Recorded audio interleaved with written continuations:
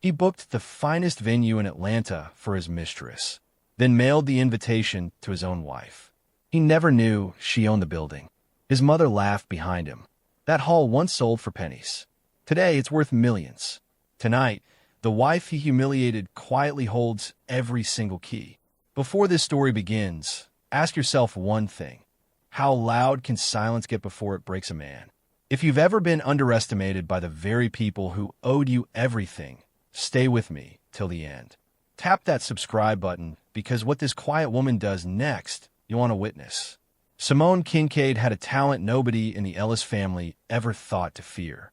She could sit inside her own humiliation and keep her face as smooth as poured concrete.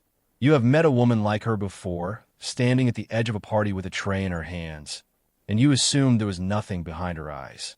That was the mistake everybody made about Simone. Her calm was not surrender.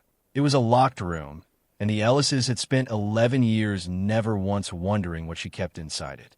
It was a Sunday in late spring, and the whole family had come to Della Ellis's house on the nice side of town. Simone had been cooking since dawn. Greens, cornbread, the oxtails Terrence used to beg for when they were young and broke and still in love. She set the last dish on the long patio table, and the conversation flowed right over her like she was a chair somebody had left out in the sun. 2 years into the marriage, she had learned exactly where the Ellises placed her, and it was never at the table. It was beside it. Terrence stood and tapped his glass with a fork. The yard went silent. He was a handsome man, tall, dressed as always, one rung above what he could actually pay for. When he wanted something, he smiled a certain way, and he was smiling that way now. Beside him sat a woman in a bright red dress, cut to make sure the whole yard noticed it. Adrian, a wedding planner Simone, had met exactly twice. Adrian watched her the way a cat watches a bird it has already decided to eat. "I got something to say," Terrence announced. "I'm done pretending. I found real love, something with fire in it, something that makes a man feel like a man." He looked down at the woman he had been married to for 11 years, and there was nothing soft left in his face. "Simone, you were good to me, but you were something to hold me over. That's all. Nothing more." The word sat in the yard, and nobody moved. A fork clinked against a plate. Dion, Terrence's younger brother, half rose from his seat. "Terrence, man, come on. Not like this. Not in front of." But Della's hand landed flat on his arm, and he sank back down and stared at the tablecloth like he was praying it would open and take him. Then Della laughed, short, satisfied, the laugh of a woman who had waited years for this exact moment. "Finally," she said, patting her mouth with a napkin. "A man like my son needs a woman with shine, not a builder's daughter with dirt up under her nails." She flicked a hand towards Simone without looking at her. "Baby, clear these plates. Grown folks are talking." Renee lifted her phone and started recording, laughing into her wrist. Adrian said nothing. She only slid her fingers between Terrence's and let a slow, certain smile spread across her mouth. "And somehow that hush was crueler than anything," Della said, because it belonged to a woman who believed she had already won. Simone stood there one long moment. 11 years, and a hot patio was where her marriage would end. She did not cry. She gathered the dirty plates, one onto the next, steady as a bricklayer, and carried them inside. At her collar, under her blouse, a small brass key hung on a worn leather cord. She pressed it once through the fabric, the way another woman might touch a cross. Nobody at that table knew what it was. In 11 years, not one of them had ever asked. By the patio doors, an older woman in a caterer's apron had gone rigid. Her name was Odessa, and she came with the rental company Della hired. She saw Simone find that shape at her throat. She saw all of it, and where the family smirked, Odessa turned her face away, the way you look away from something too private to watch. Simone washed the plates, dried them, stacked them in the rack. Then she picked up her purse, said goodbye to no one, and walked out to her car. She did not slam the door. She sat with both hands folded in her lap, and for the length of one breath. The smooth face cracked just at the corners. Then she took out her phone. "It's me," she said low and even. "That booking for the full ballroom next month, the Ashford the whole night. Let it go through every detail exactly like the client asked. Don't change a thing. She listened a moment. No, that part I'll handle myself. She started the engine, and as she pulled away from the house where they had laughed at her, the builder's daughter drove toward a corner of Atlanta the Ellises had no idea she owned. She did not go home. She drove to the Ashford. The last event had ended hours before, and the lot was empty, the great rooms dark. She let herself in through the side door and stood alone in the middle of the ballroom she had raised from a ruin. Moonlight came through the tall windows and lay silver across the floor. She had signed the checks for that floor. She had chosen the wood, argued the price, watched it laid plank by plank. Every wall around her had been her decision, her risk, her sweat, and in 11 years the man who called her nothing had never once set foot in it after the day he dismissed it. She ran her palm along the back of a chair and felt the whole strange shape of her life. Rich in a room no one knew she owned. Poor in a marriage. To understand how a woman sits through a thing like that without breaking, you have to know Otis Kincaid. He was Simone's father. Back in the day, he ran a small construction shop on the south side that was always one slow month from folding. He built porches and church steps and a corner store and a little community hall where the neighborhood held both its funerals and its weddings. He had big scarred hands and a slow way of talking like each word cost him something. A house is only as honest as the hands that raise it, he told her. And she believed it the way children believe the ground is solid. The evening she was 10, Otis finished the first building he ever raised from bare dirt, a 2-story brick place he'd bled over for 2 years. He worked the master key off the front door, the one that turned every lock inside, and folded it into her small palm. People going to look at you and decide what you can't do before you open your mouth, he said.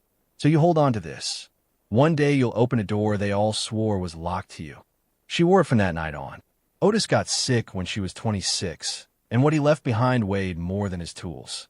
It was debt, stacked and overdue. The sensible thing was to sell the lot and walk. Simone didn't. A ruin in the right hands isn't garbage. It's a chance-wearing coat of dust.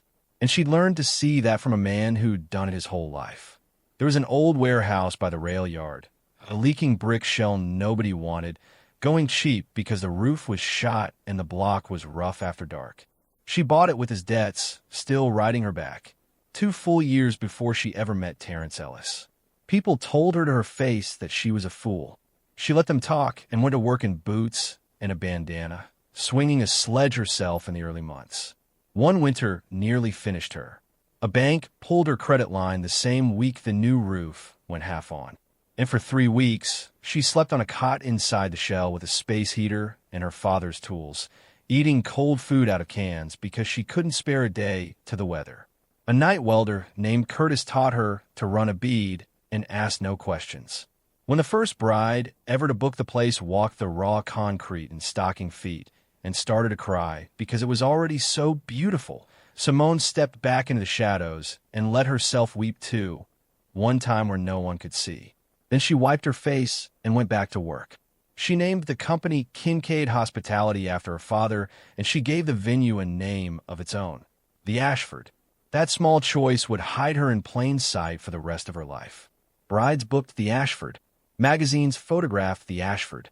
The owning company, Kincaid Hospitality, was one line of fine print on a contract, an LLC behind a private woman who never sat for a photo and never handed her name to the press. Odessa ran the floor as general manager and became the face everyone shook hands with. The owner stayed a rumor. In a city that size, nobody who danced under those chandeliers ever thought to ask who Kincaid was. By the time Terrence stood up at that patio table, the leaking shell she bought for almost nothing was worth more than every house on Della Ellis's fine street put together. And still, every morning, Simone opened the tall front doors with the same brass key on the same worn cord. Here is the part people can't believe. So let me be plain about how a husband stays blind for 11 years. When Terrence married her, the Ashford was still half built and half broke, and he had already decided her little event space was a money pit that would embarrass them both. He went there exactly once early on, walked the raw floor, called it a hole you're pouring our name into, and never came back. Simone stopped talking to him about the work the day she understood his interest was only contempt. After that, The venue's whole rise happened in the background of a marriage where Terrence was busy chasing his own failing schemes. A car wash, a clothing line, a nightclub that lasted 4 months. He never once asked to see a bank statement because he assumed there was nothing there to see, and because looking closely at his wife's success would have meant admitting how far it had passed his own. She kept the house modest on purpose and paid his bills without a word, and he read that as proof she was scraping by. His pride was the perfect camouflage. A man does not go hunting for a fortune he has already decided his wife is too small to have. But there were cracks, and Simone saw them before she understood them. About a year before that Sunday, a collections notice came addressed to Mrs. Simone Ellis for a loan she had never taken. She stood in the kitchen holding it when Terrence walked in, and for once she asked him straight, "Do you know anything about this?" He barely glanced at it. "So mix up with the old nightclub paperwork," he said, easy as breathing, already taking it from her hand. "I'll call them Monday. You know how these people are." He was so smooth about it, so tired sounding and put upon, that believing him was simpler than the alternative. And the alternative, that the man in her kitchen was quietly using her name to bleed her, was a door she was not ready to open. She let it go. 2 months later, a second bank left a voicemail about a missed payment. And again, Terrence handled it. And again, she chose the easier truth. She was worn down, and she trusted the one thing a woman should never take for granted, that a man who has stopped loving you will at least stop short of ruining you. She was wrong about that, too. Now, the woman in the red dress. It would be easy to call Adrian greedy and leave it there, but that isn't the whole of her, and half a villain never scares anybody. Adrian grew up watching her mother wait by a telephone. Her mother had been a rich man's woman for 9 years. Never the wife, always the arrangement. And when his real family found out, they cut her loose with nothing, not even the apartment. When she was 14, they moved into a single room, and she watched a proud woman shrink into someone who flinched at knocks on the door. She swore with the cold clarity of a humiliated child that she would never be the woman on the outside of the marriage. She would be the wife. She would have the ring, the name, the claim the law actually protects. There was a night, months into it, when Adrian stood alone in a bridal shop after closing, let in after hours by a friend who worked there, trying on a gown she had no way to pay the deposit on. She looked at herself a long time in the three-way mirror. Then she called her mother, who still lived in that same small room across town. "I'm getting married, Mama. A real wedding, a real ring." Her mother said nothing for a long moment. Then only, "Make sure he can't ever put you out, baby." Adrian hung up and stared at the woman in the glass. And what looked back at her was not greed. It was terror wearing lipstick. When she looked at Terrence, handsome, well-dressed, dropping the names of judges and ball players, she believed she'd finally found the man who could make her the wife instead of the woman by the phone. She wanted his money, yes, but underneath the wanting was a girl in a single room, and that girl was the one running the whole show. Terrence was not a monster so much as a frightened man in a big man's suit. Della had raised him on the idea that he was special, destined, better, and adulthood kept handing him the bill and finding his pockets empty. Adrian looked at him like he was already the man he'd been promised he'd become, and that look was the only thing in years that had made him feel large. He'd have done nearly anything to keep it. So 3 months before the wedding, Adrian began to push. "Marry me. Do it loud. Show this whole city who you really are." And Terrence, drunk on being wanted, said yes. A week before the invitations went out, the fear rose up and nearly drowned him. He sat on the edge of Adrienne's bed with his head in his hands and told the truth for once. "I don't have it," he said. "The money, the connections, none of it. It was always her." He braced for Adrienne to walk. Instead, she knelt in front of him, took his face in her hands, and smiled that patient smile. "Then we take what's already ours," she said. "A wife's business belongs to the marriage, baby. Half of it is yours the day you sign that license. We get the right lawyer. We file first. We walk into our new life, standing on our own feet." She made theft sound like justice, and he let her because that was easier than admitting he was small. Their lawyer was a man named Sutton, who had lost his good clients and kept the desperate ones. Sutton laid the play out across a diner table. Terrence would file for divorce first and claim the Ashfords' rise as marital property, argue that however much the company had grown, most of that growth had come during the marriage, so half of it was his. To seal the grab, they'd get Simone to sign a fast settlement waiving her claims before she understood what it was. And there was one more thing Sutton did not put in writing because Terrence had already done it and only confessed it now, sweating through his shirt. For 2 years to feed the ventures and the life with Adrian, he had been forging his wife's signature and using her name and her spotless credit to open loan after loan. It was, Sutton said under his breath, a federal problem if it ever surfaced, bank fraud, identity theft, the kind of thing that ends in handcuffs. Then it won't surface, Terrence said. She never checks. She never looks. He had built his whole life on that one sentence. The request to book the Ashford crossed Simone's desk on a Tuesday, 3 weeks out. She read it twice. Terrence's name listed as the groom. Adrienne's name listed as the bride. Her floors. The room she'd raised from a ruin booked for the wedding meant to bury her marriage.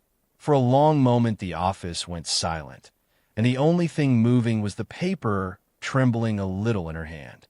Then Della and Renee came calling, all honey and warmth, carrying a slim folder.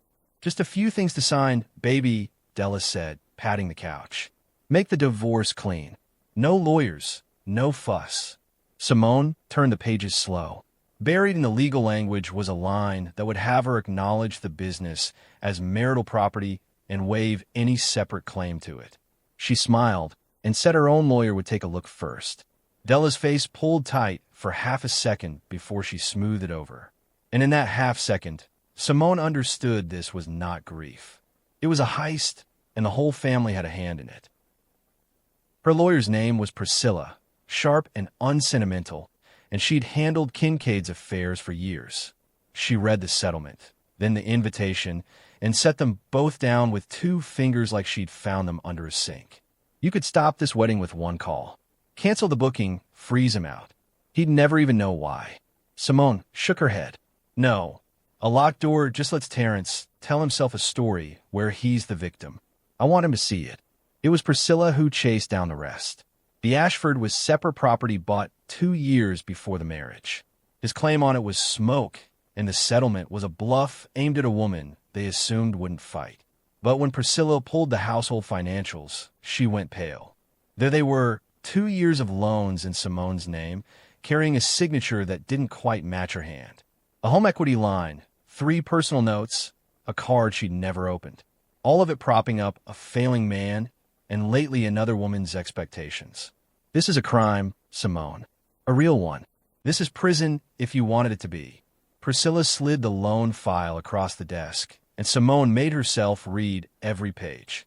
There was her name on a mortgage against a house she had paid for a loan. Her name on a note dated the same month Terrence cried poverty and let her cover the water bill. Her name on a card that bought a diamond she'd never seen for a woman she now understood far too well. Each forged signature was a little more careless than the one before, as if he had stopped worrying she would ever look.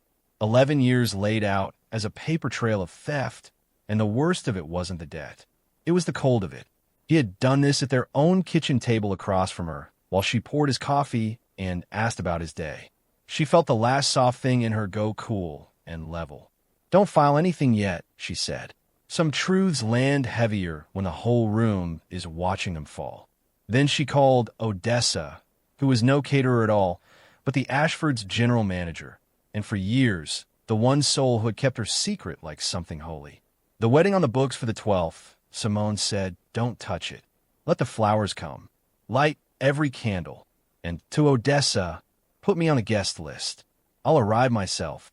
She spent the 3 weeks left not plotting revenge, but getting ready. She was not going to burn the night down. She was going to walk into the middle of it as herself. The night of the wedding, the Ashford glowed like a held breath. 200 guests filled the room Simone raised. Chandeliers she'd hung through warm gold across white and silver. A 12-piece band played low. Adrian came down the aisle in a gown that shimmered and drank in every stare like it was owed to her. Terrence waited at the front, grinning, sweating a little at the collar. A man convinced he'd finally reached the summit. Della sat in front in gold, proud as a crown thing. Renee beside her, already filming. And near the back doors, Dion stood with his hands jammed in his pockets, not smiling, watching it all with something sick in his eyes. Then the tall doors swung open, and Simone walked in. No tray this time. She wore a deep, dark, perfectly cut dress, and she crossed the floor with a poise that made people stop talking before they knew why. Heads turned. She did not rush, and she did not creep along the wall. She moved like a woman who had walked this floor 10,000 times because she had. Terrence saw her, and his grin curdled. He grabbed the microphone off the bandstand. Well, his voice rolled across the room. My ex-wife, y'all got the invitation and just couldn't stay away. Nervous laughter rippled, and he fed on it. What did you come for, Simone? To beg? To watch a real woman take your place? He swept an arm toward Adrian, who lifted her chin, and Della laughed that same patio laugh loud enough for the room to hear it ring. Simone stopped in the center of the floor. She looked at Terrence, at Adrian in her white gown, at Della laughing in gold, and she did not flinch. No, Terrence, she said. Her voice wasn't loud, but the room had gone so hushed it reached every corner. I didn't come to beg. I came to welcome you both to the Ashford, my hall. For 1 second, no one understood. Terrence laughed, but it came out thin. Your hall. He sneered. Girl, you don't even have the means to stand in a room like this, let alone. That was when Odessa stepped out from beside the stage. The apron was gone. She wore a sharp gray suit and carried herself like exactly what she was, the woman who ran this building. She took the microphone gently from a startled young staffer and spoke to 200 guests in a clear, even voice. Ladies and gentlemen, on behalf of Kincaid Hospitality, we thank you for joining us tonight. She turned to Simone, and her face held something close to love. And it is my honor to introduce the founder and sole owner of this venue, the woman whose company raised every wall you're standing in, Simone Kincaid. The room inhaled 200 people at once. Then, near the front, a silver-haired man rose slowly from his seat, a retired judge whose own daughter had been married under these chandeliers the summer before. He looked from the trembling woman in the center of the floor to the groom with a dying grin, and he said loud enough to carry, My God, it's been her the whole time. And he began softly to applaud. Terrence's face came apart piece by piece. Adrienne's smile froze and died. Della stopped laughing so fast it looked like someone had pulled a plug. Renee's phone drooped until it aimed at the floor. Simone lifted the brass key from her collar over her head and held it up where the light could catch it. This turns every lock in this building tonight. It locks one behind you. She turned to the room, not gloating, just laying the truth down flat. This place was a leaking ruin when I bought it for less than the price of the car in your driveway, Della. I built what you see with my own 2 hands in 10 years of my life. It's worth more today than everything the Ellis family owns twice over. And not one of you ever asked the woman clearing your plates how the light stayed on. She let it settle. I did. I kept them on. All of them. And she looked back at Terrence, and her voice dropped to something low and terrible. And I know about the loans. His face went gray. Every note you sign with my name. Every account you open with my credit, I have the papers. So does my lawyer. And so, by Monday, will the people whose job it is to put a man in a cell for it. Adrienne's head snapped toward him, and the woman who hadn't spoken all night finally opened her mouth, low and shaking, only for him. You told me you were rich. Her eyes had gone flat and stunned. You had nothing. You never had anything. You had her. For 1 second, the mask slipped, and there was the 14-year-old in the single room, watching it happen to her all over again, about to become the discarded woman she'd spent her whole life running from. Terrence tried to laugh it off. He turned to the room with his palms open, reaching for the old, easy charm. Come on now. This is a misunderstanding, a family thing. Y'all know how it. But the room had already turned. The band had stopped without being told. A woman near the cake gathered her coat. The retired judge sat back down and folded his hands, watching Terrence the way you watch a man feel the floor go under him. There was no crowd left to play to. That was the thing he had never understood until this exact moment.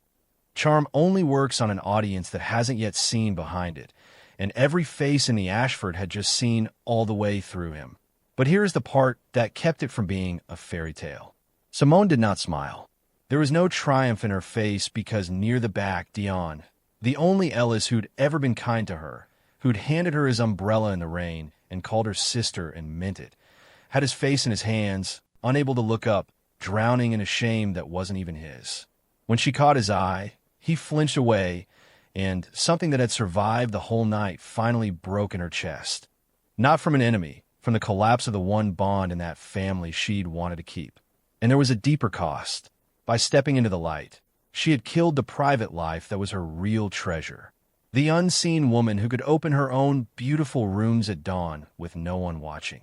That woman was gone now, traded for a floor of staring eyes, for headlines, for a year of courtrooms she could already feel closing around her. She had won. She was also bleeding in places the crowd would never think to look. She slipped the cord back around her neck, turned, and walked out of her own hall into the cool night, and let the heavy doors swing shut on all of them. Odessa found her outside on the steps under a sky going deep blue. The older woman didn't speak at first. She took off her own suit jacket and draped it over Simone's shoulders against the cold, the way you do for someone who's just come through surgery. 12 years I kept your secret, Odessa said finally. I always wondered what it would cost you to tell it. Simone looked out at the lot, at the cars of the people who'd watched her marriage die twice in one lifetime. Everything soft I had left, she said. Then it's a good thing, Odessa answered, that you were never only soft. What came after did not fall the way stories promise.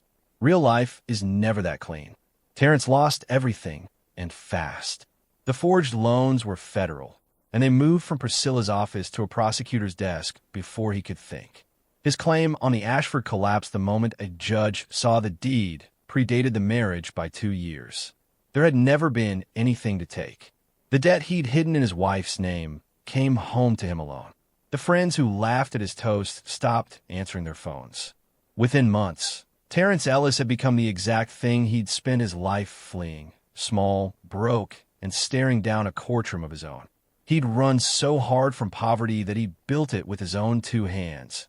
And this time no patient wife stood behind him, keeping the lights on. He was served on an ordinary Wednesday in the parking lot of a store by a young man who barely looked at him. The bank fraud counts alone carried years. In the end, there was no dramatic trial. Men like Terrence do not fight cases they are certain to lose. His lawyer negotiated a plea, and he stood in a courtroom in a borrowed suit and said the word guilty in a voice so small the judge had to ask him to repeat it. Simone did not go. Priscilla offered to sit beside her if she wanted to watch, and Simone thought about it long enough before she said no. She had already seen his face come apart once in a room she built. She did not need to see it come apart again in a room the state owned. Some endings you attend, others you let happen from a distance, the way you let a storm pass over a house you already know will hold. He came to the Ashford once near the end on a gray Tuesday. He stood out front in a coat that had seen better days and asked the girl at the desk to see the owner. From the upper office through glass, Simone watched him, the man she'd loved and married and carried for 11 years, hunched and going gray in the rain. Part of her still wanted to go down. Instead, she sent word that Mr. Ellis was welcome to book the room like any other guest at the going rate, and that the owner wasn't taking meetings. It wasn't cruelty. It was a fence finally built on land that had never had one. He stood a while longer, then turned up his collar and walked off into the weather, and she never saw his face again. Della never broke, and the truth isn't always fair. The old woman looked at the wreck of her only son and found a way to cast herself as the victim, telling her church that Simone had tricked a good family, that decent people had been ambushed by a woman who hid what she was. Some of them nodded along. She never once said she was sorry. She kept her house and her front pew and her hard pride and carried her cruelty into old age without ever setting it down. There are people like that, and pretending otherwise is its own kind. Adrian landed on her feet, the way certain people always do. And that's the part that stings because it's the honest part. She cut Terrence loose the same night, before the candles cooled, and was gone from Atlanta inside a month, planning weddings in another city under a slightly altered name. She never paid for what she did. But she also never got the one thing she'd been chasing since she was 14. She'd wanted to be the wife, the one the law protects, the one nobody can put out with nothing. Instead, she walked away exactly as she arrived. Clever, alone, and one wrong man from the single room. She escaped the courtroom. She never escaped the phone by the bed. Renee took the smallest wound. A few weeks of keeping her face out of sight, then life back to almost normal. She'd only ever been the audience, and this world rarely charges the audience full price. Dion was the grace note. Once on a gray afternoon, he called. His voice shook the whole way through, and he reached for no excuse. I'm sorry. I should have stood up. I watched them do you wrong for years and told myself it wasn't mine to fix. That was cowardice, and I'm sorry. Simone held the line a long while. She didn't tell him it was fine because it wasn't, and she was done with comfortable lies, but she said he could come by the venue sometime and see what she'd built. It wasn't a full healing. It was a thin line of light under a heavy door. And sometimes that's enough to start. She walked away with her company, her name, and a scar. Her privacy was gone. Her face was in the papers. Lawyers filled her calendar for a year. She sat through depositions where strangers dissected her marriage, and she signed her real signature 100 times beside the forgery of it until the difference stopped making her sick. She had traded a hidden, peaceful life for the truth, and the truth cost her more than the crowd that night would ever guess. Victory came, but it came walking with a limp. She had braced for the scandal to sink the business. It didn't. If anything, the story pulled people in. Brides asked for the room where it happened, wanting to stand where the hidden owner had finally spoken up for herself. Simone found that strange, then almost funny, and then slowly she let it be. The Ashford filled its calendar 2 years out. She raised her rates, hired more people from her old neighborhood, and poured the profit into the firehouse across town. What her husband had tried to steal in the dark, daylight only made stronger. There's a kind of justice that never sees a courtroom, the kind where the thing your enemy swore was worthless outlives everything he built to take its place. A year later at dawn, Simone stood alone in the empty ballroom before the staff arrived. Early light poured through the tall windows she designed and lay across the floors in long gold bars. She was by herself, and she was all right with it now. Not happy every day, not untouched, but steady, the way her father had been steady. An old firehouse across town was becoming her next project. The locksmith had cut a fresh master for it that week, heavy and bright and new. She held the new one in one hand and the old brass in the other, and felt the whole distance between them, all the dust and sweat and loss and building. She walked to the wall beside the front doors where every worker passed each morning, and hung her father's key there in a simple frame, not tucked against her chest anymore, not a secret she was ashamed to keep. Out where the young people she employed could see it and wonder, and where, when they finally asked, she could tell them about a builder, his tender-hearted daughter, and a promise about doors. Weeks after she hung it there, a young man on the setup crew stopped in front of the frame on his way in and asked what the old brass in it opened. Simone was passing with a roll of blueprints under her arm, and she paused. "The first building my father ever finished," she said. "He's gone now, but every place I've raised since, I raised with his hands as much as mine." The young man nodded like he only half understood, which was fine. Understanding would come to him the way it had come to her, slowly and probably the hard way. She watched him head off to work, then went to her own. Some inheritances never show up in a will. They show up in what your hands remember how to do. Otis had said people would decide what you couldn't do before you open your mouth. He was right. They had, and she'd let them believe it for years, telling herself her silence was a hiding place. She knew better now. A quiet woman is not an empty one. All those years of holding her tongue, she hadn't been storing up nothing. She'd been saving it for the day she finally had something to say. In the year that followed, she hired 2 young women who reminded her of herself at 20, all fire and no armor yet, and taught them to read a contract before they signed it, and to hold their face steady in a hard room. One of them asked her once why she'd stayed hidden so long, when a single word years earlier could have shut every mouth that mocked her. She thought about it a while. "Because I told myself staying small kept me safe." It didn't. It only made me easy to overlook. There's a difference between choosing to hold your peace and being buried alive under it. And it took me far too long to learn which one I was living.